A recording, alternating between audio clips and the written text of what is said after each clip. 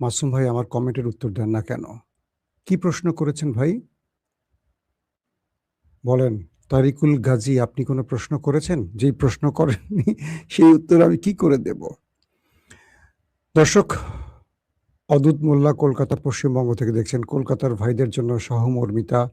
BGB জয়ের কারণে সেখান থেকে আমাদের কাছে যে খবরগুলো আসছে খুব খারাপ লাগছে। আরেক ভাই প্রশ্ন করেছেন, ভাই ইদানিং টাইম মেনটেন করে চলেন না কেন? আমরা আপনার জন্য বসে আছি। আপনার জন্য ভালোবাসা। ৫ মিনিট দেরি হয়েছে। ৫ মিনিট দেরি হয়েছে ভাই। মানুষের জীবন তো। চলেন আপনাদেরকে আজকে অনেকগুলো খবর দিব। আজকের ইম্পর্টেন্ট এই লাইভটি হবে খুবই ইম্পর্টেন্ট। বলতে পারি আজকে আপনাদেরকে স্বপ্ন দেখাবো, আপনাদের গল্প শোনাবো এবং একটা নতুন ইসলামী বিশ্বের গল্প শোনাবো। যারা ভিডিওটি দেখবেন তারা অনেক কিছু জানবেন, আর যারা দেখবেন না অনেক কিছু মিস করবেন।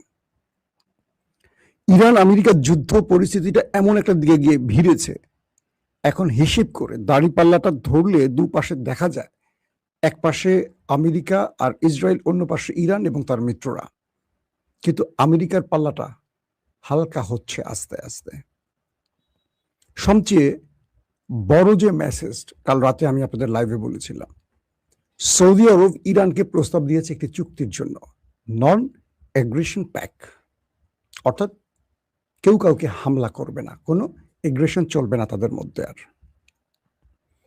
এই চুক্তিটির গভীরে অনেক তথ্য পাওয়া যাচ্ছে। আমি কিছু আরাবিয়ান সোর্সকে কাল রাত থেকে ডিল করলাম।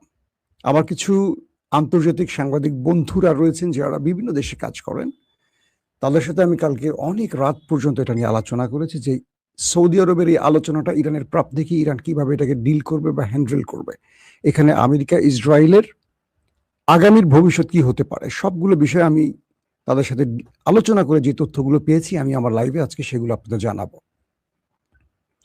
আমি শুরুতে একটি কথা বলি, যারা আমার ভিডিওগুলো একদম ফুল কপি করে তাদের চ্যানেলে আপলোড করেন এবং আমার ছবি ব্যবহার করছেন তাদের চ্যানেলে, একদম আমার নামে আমার ছবি দিয়ে, এটা প্রতারণা।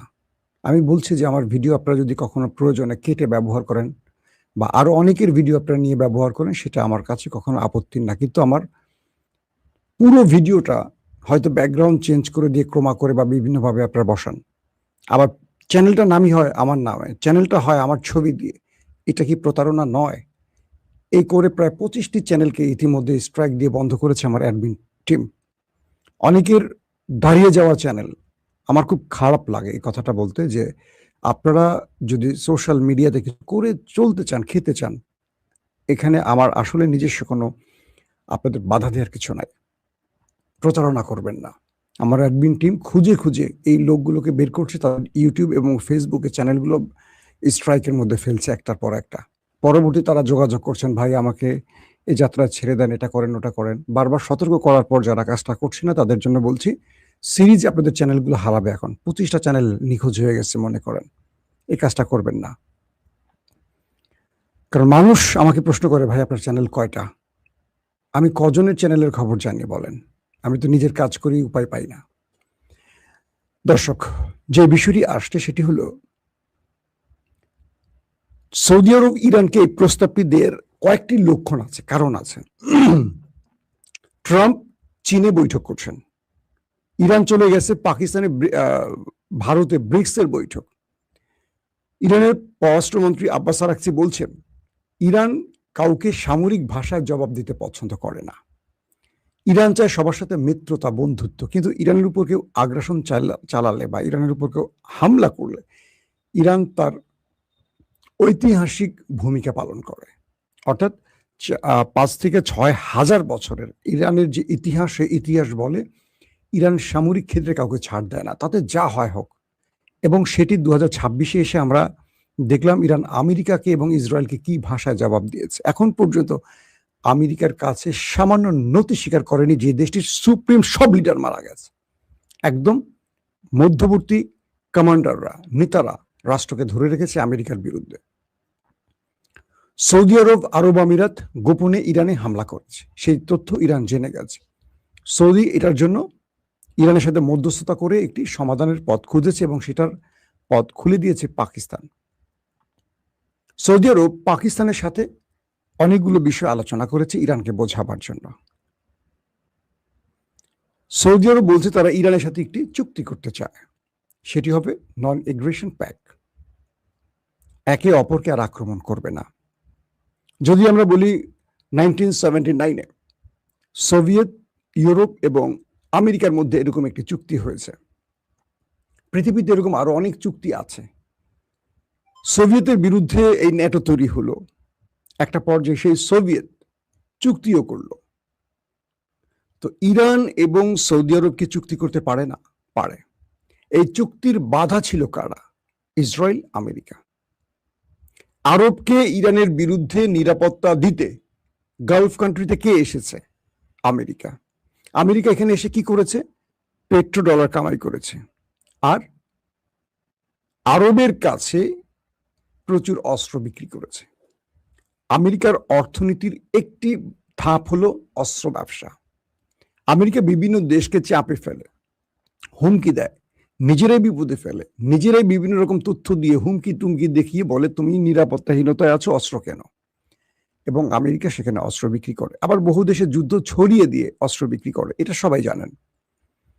আরবদের বোঝালো ইরান তোমাদের জন্য থ্রেট। যেমন কুয়েত যখন দখল করেছিল ইরাক, সাদ্দাম হোসেন, তারপর এই যুদ্ধটা বাঁধালো কারা? এই আমেরিকারা, বুশেরা বাঁধিয়ে বোঝালো ইরাক যেভাবে কুয়েত দখল করেছে, ইরান প্রস্তুতি নিচ্ছে তোমাদের দখলের জন্য। প্রথমে ইরাককে যুদ্ধে নামালো আমেরিকা, এক মার্কিন সাংবাদিকের ইন্টারভিউ আপনারা দেখেছেন, এটা অনেক আগের কথা। তারপর ইরাককে যুদ্ধে নামালো কে? আমেরিকা। এরপর আস্তে করে মইটা কেড়ে নিল আমেরিকা, নিয়ে আরবদের কাছে গিয়ে আমেরিকা কি বলল? দেখো ইরাক বা সাদ্দাম কিভাবে কুয়েত দখল করে ফেললো এক রাতের অন্ধকারে, এরপর তোমাদের দখল করে ফেলবে ইরান, ইরাক বা ইরান প্রস্তুতি নিচ্ছে। তারপর সে যুদ্ধে জড়ালো কে? আমেরিকা। পুরো আরব, বাংলাদেশে জড়ালো সে যুদ্ধে।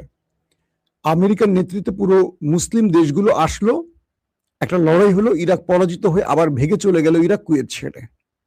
এই হিস্ট্রি তো সবাই জানেন। এরপর আরবকে একে একে করে ট্যাবলেট খাওয়ালো মার্কিন যুক্তরাষ্ট্র, যে তোমাদের জন্য শুধু ইরাক নয়, আরো বড় হুমকি হবে ইরান। তাহলে কি করতে হবে? তোমরা আমাদের ঘাঁটি দাও। প্রথম সৌদির বাদশারা কেউ আমেরিকাকে ঘাঁটি দিল না, একে একে করে যারাই আসছেন কেউ ঘাঁটি দিল না আমেরিকাকে। কিন্তু শেষে এক দুর্বল আরবের বাদশাহ, যিনি পশ্চিমা ধাঁচের, তিনি দিয়ে দিলেন সেই ঘাঁটি। ধারণা করছি তার নাম আজিজ হতে পারে। এর আগে ফয়সালের কাছে চাওয়া হয়েছে, ফয়সাল দেয়নি। তো এর পরবর্তী এই আরবে বসে আরবের তেল চুষছে, আরবের কাছে অর্থ বিক্রি করছে, এবং আরবের টাকায় আমেরিকা তরতর করে তার অর্থনীতি উপরে উঠালো। এই হলো ধরেন সূত্রের একটা গল্প। ইরান আরবকে বোঝাচ্ছে যে তোমার জন্য আমি থ্রেট না, কিন্তু আরব বিশ্বাস করছে না।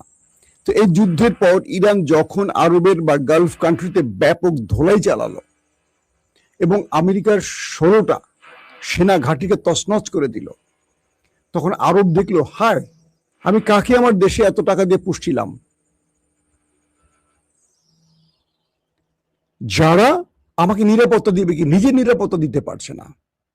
যখন তারা জানলো আমেরিকা ইরানের ধোলাইতে ব্যাপক ক্ষতির মুখে পড়েছে, এবং ইরান যেভাবে এতগুলো দেশকে একসাথে টার্গেট করছে, 10 থেকে 12টা দেশকে ঘুরে ঘুরে টার্গেট করে একটা দেশ মারছে, আমেরিকা, ইসরায়েল এবং গালফের দেশগুলো, তখন আরব বুঝতে পারছে যে তাদেরকে একটা ফেক নিরাপত্তা দিয়ে রেখেছিল আমেরিকা।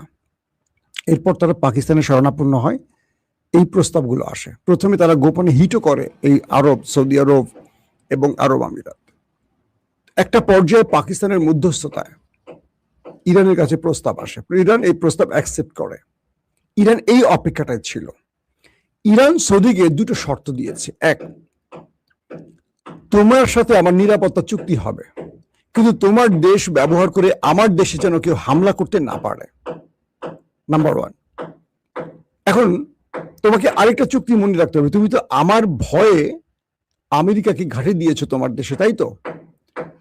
আমার সাথে তোমার চুক্তি হয়ে গেলে আমেরিকার কি কোনো প্রয়োজন আছে? খেয়াল করেন, আমার সাথে যদি তোমার চুক্তি হয়ে যায় যে তোমাকে আমি আক্রমণ করবো না, তুমি আমাকে আক্রমণ করবে না। তো এই চুক্তিটা হয়ে গেলে তোমার দেশে আমেরিকা থাকবে কেন? বিদায় করো আমেরিকাকে। বলা হচ্ছে সৌদির সাথে এই চুক্তির মধ্যে কাতার কুয়েত জড়াবে, অর্থাৎ তারাও আসবে আস্তে আস্তে, আরব আমিরাত ছাড়া। আরব আমিরাত হয়তো শেষের দিকে আসবে যখন একা হয়ে পড়বে। যদি সৌদি আরবের সঙ্গে ইরানের এই চুক্তিটি হয়ে যায়, সম্ভাবনা বেশি, তাহলে ইরানের প্রথম কাজ হবে সৌদিকে দুটো ফর্মুলা দিবে। এক, যে তোমাকে আমেরিকা নয়, নিরাপত্তা এখন আমি দেব, যেহেতু তুমি আমার ভয় পাচ্ছ। বনের যদি খরগোশটাকে বাঘ খেয়ে ফেলবে, বা বনের হরিণটাকে যদি বাঘ বা সিংহ খেয়ে ফেলবে ভয় থাকে, সেই সিংহ বাঘ যদি নিজেই বলে তোমাকে আমি নিরাপত্তা দেব, নো টেনশন, তাহলে হরিণ বা অন্য ছোট প্রাণীর আর টেনশন থাকে? তোমার সাথে আমি চুক্তি করব, তোমাকে আমি নিরাপত্তা দিব, প্রয়োজনে অস্ত্র দিব, পুরো আরবকে আমি ঢেকে রাখবো, তুমি আমেরিকাকে আর এখানে রাখবা না, কারণ আমেরিকা যতক্ষণ থাকবে তোমাকে আমি নিরাপত্তা দিতে পারবো না। আমেরিকাই ফলস ফ্ল্যাগ অপারেশন করবে, আমেরিকা বিভিন্ন উল্টাপাল্টা করে তোমার সাথে আমাকে লাগাবে, তোমার সাথে আমার এই চুক্তি স্থায়ী হতে দেবে না, কারণ ওদের স্বার্থ নষ্ট হবে। Number one. নাম্বার টু, আরবের জন্য হুমকি কে? আরবের জন্য দুটো দেশ হুমকি, এক ইরান, এক ইসরায়েল, দুই ই। বলা হচ্ছে এই যুদ্ধের পর আমেরিকা গালফকে ছেড়ে যেভাবে ইসরায়েলকে বাঁচাবার জন্য তার সকল প্রতিরক্ষা ব্যবস্থা ব্যবহার করেছে, আরব এটুকু বুঝে গেছে যে আমেরিকার মূল টার্গেট ইসরায়েলকে রক্ষা করা এবং শক্তিশালী করা। আরবের রাষ্ট্রগুলোর থেকে শুধু এত বছর ধরে, দশকের পর দশক ধরে অর্থ নিচ্ছে, লুটপাট করছে, অস্ত্র বিক্রি করছে, কার্যত কিচ্ছু করেন না। হলে ইরান এভাবে অ্যাটাক করে আরবকে নাকানি চুবানি খাওয়াতে পারে না। আসেন 3 নাম্বার। আরবরা এখন চিন্তা করছে যে এই যুদ্ধে যদি ইরান হেরে যায়, মানে আরবের কাছে ইরান এই ফর্মুলা দিচ্ছে, বা তাদের মধ্যপ্রাচ্যের যারা রাজনৈতিক বিশ্লেষক তারা বলছেন এই যুদ্ধে আরব, ইরানের সাথে আমেরিকা এবং আমেরিকার সাথে আর ইসরায়েলের সাথে ইরানের যে যুদ্ধটা হলো, এই যুদ্ধে যদি ইরান হেরে যেত, তাহলে পুরো মধ্যপ্রাচ্যের কন্ট্রোল যেত কার হাতে? ইসরায়েলের হাতে। কারণ আমেরিকা তার ক্যান্টনমেন্ট হিসেবে ইসরায়েলকে বসিয়ে রেখেছে এখানে। অত দূর থেকে আমেরিকা প্রতিদিন আসতো না, প্রতিদিন সকাল বিকাল আরবকে চট থাপ্পড় মারতো ইসরায়েল নামক দেশটা। তো আরবকে ইরান বলছে যে তুমি আমাকে দুর্বল করতে চাও, পুরো আরব মিলে আমেরিকাকে দিয়ে ইসরায়েলকে দিয়ে আমাকে দুর্বল করতে চাও, ফাইন। আমাকে দুর্বল করার পর এখানে শক্তিশালী হবে কে? ইসরায়েল, তাই তো? ইসরায়েল ফিলিস্তিনকে যেভাবে দখল করছে, লেবাননকে যেভাবে দখলের চেষ্টা করছে, তার গ্রেটার ইসরায়েল পরিকল্পনায় তোমাদের কোন কোন দেশের নাম আছে দেখো, ম্যাপটা ভালো করে দেখো। ইরান কি এমন কোন ম্যাপ ঘোষণা করেছে যে ইরান মধ্যপ্রাচ্যে বিজয়ী হলে আরবের কোন জায়গা দখল করবে? বা এত বছর পর্যন্ত ইরান আরবের কোন একটি ভূমিতে হাত দিয়েছে? কোন একটি তেলের খনিতে টার্গেট করেছে? এত বছর, প্রায় 45-47 বছর ইরান আমেরিকার নিষেধাজ্ঞার মধ্যে পড়ে অর্থনীতির একেবারে ধ্বংসের শেষ প্রান্তে এসেও তোমাদের উপর আক্রমণ করেছে আর ইরান করেনি। কখন ইরান অ্যাটাক করেছে? যখন তুমি তোমার ঘাঁটি দিয়ে আমেরিকা ইসরায়েলকে আমার বিরুদ্ধে ব্যবহার করেছে, তখন ইরান তোমাকে আক্রমণ করেছে। তারপরও তোমার জনগোষ্ঠীকে করেনি, তোমার ব্যবসা বাণিজ্য করেনি, আরবের কোনো সম্পদে করেনি, করছে মার্কিন স্বার্থ সংশ্লিষ্ট টার্গেটে। ইরান বলছে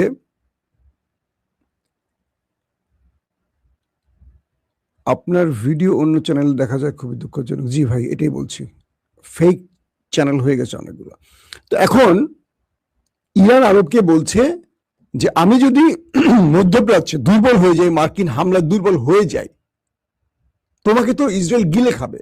আমি তো তোমাকে গিলে খাইনি, তোমাকে জুজুর ভয় দেখিয়ে এই আমেরিকা ইসরায়েলকে এখানে শক্তিশালী করেছে। গেল একটা। এখন তোমার জন্য পথ খোলা কি? তোমার জন্য পথ খোলা হলো তুমি আমার সাথে এগ্রিমেন্ট করো, আমি তোমাকে নিরাপত্তা দিব, গালফ থেকে তোমরা সবাই আমেরিকাকে বের করে দাও, এবং যদি তোমরা এবং আমরা একসাথে হই, আগামী দিন মধ্যপ্রাচ্যে গ্রেটার ইসরায়েল বাস্তবায়নের স্বপ্ন আর দেখবে না। তার মানে তোমাদের আরব ভূখণ্ডে ইসরায়েল আর হাত দেওয়ার সাহস করবে না।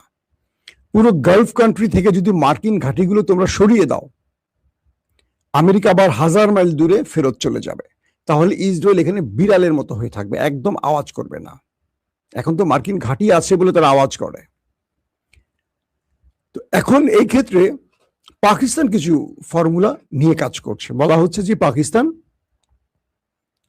তুরস্কের সাথে, কাতারের সাথে, আরবের সাথে তারা যে এগ্রিমেন্টে যাচ্ছে, একে অপরের উপর হামলা হলে একে অপরের হামলা, ইরান পাকিস্তানকে দিয়ে চাচ্ছে এখানে ইরানকে যুক্ত করতে, এবং ইরান আরবকে বোঝাচ্ছে যে তোমাদের শত্রু আমি নই, ওই ইসরায়েল। তো ইতিমধ্যে কাতারও কিছু ইঙ্গিত দিচ্ছে তারা এই চুক্তিটি করতে পারে। কাতার করলে কুয়েত আসবে, বাহরাইন, ওমান, ওমান তো চলেই আসবে, আরব আমিরাত ছাড়া আর জর্দান ছাড়া বাকি দেশগুলো আসবে। তবে এই খেলায় যদি তুরস্ক জড়িয়ে যায়, মানে তুরস্ক এসে যায়, যেহেতু ইসরায়েলের টার্গেট তুরস্ক আছে, তাহলে ক্রমান্বয়ে আরব আমিরাত, জর্দানও আসতে বাধ্য। কারণ এই অঞ্চলে দুটো দেশ একা চলতে পারবে না অত দূরের ইসরায়েলের সাথে গোপন যোগাযোগ রেখে। এখন করণীয়টা কি আসলে? আমেরিকা যদি গালফ থেকে বিদায় নেয়, ইসরায়েল বিড়াল, আমেরিকা মরণ, এ কি বলে ইরান এখানকার সুপার পাওয়ার, এবং এই যুদ্ধে ইরানের সম্ভাবনা বেশি, এখনো তারা জয়ের পথে আছে। এখন ইরান তার সবচেয়ে সহনশীল আচরণটা দেখাতে যাচ্ছে, অর্থাৎ আরবকে ইরান বোঝাচ্ছে যে আমি তো দেখো আমেরিকাকে মেরে তক্তা বানাইছি, কিন্তু আমি তোমাদের সাথে লড়তে চাচ্ছি না। তোমরা কে কখন গোপনে আমার দেশে আক্রমণ করছো আমি সব জানি, আমি কিন্তু তোমাকে সেইভাবে প্রতি উত্তর দেইনি। এটা হলো আমাদের ধৈর্য। আর আরবরা বুঝতে পারছে এই জাতিকে হারাতে পারবে না। যে জাতি আমেরিকার মতো পরাশক্তি, ইসরায়েলের মতো আধুনিক প্রযুক্তির দেশকে তোয়াক্কা করেনি, উল্টো তাদেরকেই ঘায়েল করেছে, সেই জাতিকে হারানো যাবে না। তাই ইরানের সাথে আরবের এই চুক্তিটা হতে যাচ্ছে। যদি এটি হয়ে যায়, আপনাদেরকে এইটুকু বলতে পারি, মধ্যপ্রাচ্য থেকে আউট আমেরিকা, এবং গাজা হাতছাড়া হবে ইসরায়েলের।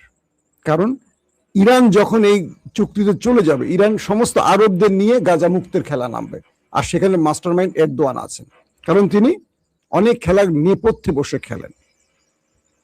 ইরানের মতো যুদ্ধে জড়ান না, তিনি আগে তার টেকনোলজিকে উন্নত করছেন, তিনি জানেন তার যুদ্ধ বাঁচবে, যে কারণে পুরো ইসরায়েলের চারপাশে সবগুলো দেশে তার ঘাঁটি বসাচ্ছেন, সম্পর্ক সৃষ্টি করছেন। কাল রাতে লাইভে বলছি যে ইরান তার দুটো প্রক্সি ইউজ করছে এই যুদ্ধে, ইরাকের আর 3টি প্রক্সি, হিজবুল্লাহ আর হলো হুতি। কিন্তু আমেরিকা, কিন্তু তুরস্ক তার প্রক্সি না, সরাসরি সেনা ঘাঁটি তৈরি করছে সিরিয়াতে, লেবাননে, লিবিয়াতে, সুদানে, সোমালিয়া, খেয়াল করেন মিশরের সাথে সম্পর্ক উন্নয়ন, অর্থাৎ ইসরায়েলের পুরো আশপাশটা তার কন্ট্রোলে নেওয়ার চেষ্টা করছে, যাতে করে আগামী দিন এই জাল থেকেই প্রক্সি না, নিজের সেনাবাহিনীকে ব্যবহার করতে পারেন তুরস্ক। এখন তুরস্ক এবং ইরানের মধ্যে যে দূরত্বগুলো আছে এগুলো গোছাতে হবে। এটারও ভূমিকা পালন করতে পারে পাকিস্তান, কারণ পাকিস্তানের সাথে তুরস্কের সবচেয়ে ভালো সম্পর্ক। আসিম মনির যেহেতু একজন ফিল্ড মার্শাল বা সেনাবাহিনীর লোক, পলিটিশিয়ান না, তিনি সেনাবাহিনীর ভাষাটা বোঝেন। এক্ষেত্রে তার সমস্ত পাপ মুছে যাবে তিনি যদি মুসলিম বিশ্বের ঐক্যতা তৈরি করে দিতে পারেন। এখন আপনারা বলেন, আগামী দিনে সৌদি ইরানের এই চুক্তিটি মধ্যপ্রাচ্যে আমাদের আলোর রশ্মি দেখাবে, নাকি শেষ পর্যন্ত ইসরায়েল আবারও সেটাকে ভেস্তে দেবে? কারণ এই চুক্তি কখনো আমেরিকা ইসরায়েল হতে দেবে না। আর এটি যদি ইরান করে নিতে পারে, তাহলে আমেরিকা ইসরায়েলের মধ্যপ্রাচ্য থেকে টাটা বাই বাই। প্রত্যেকে ভালো থাকবেন।